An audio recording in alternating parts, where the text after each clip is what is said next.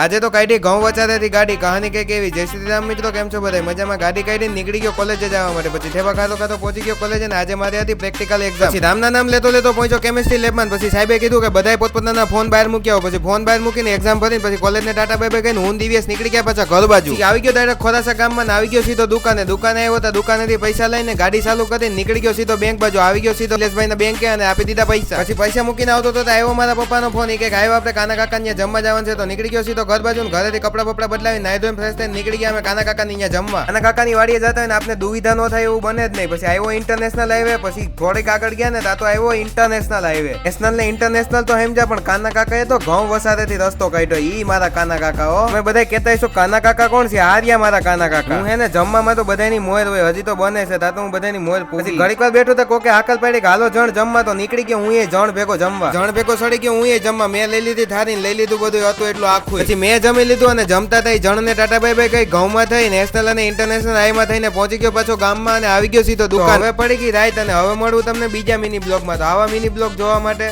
Subscribe કરવાનું ભૂલતા નહીં હો.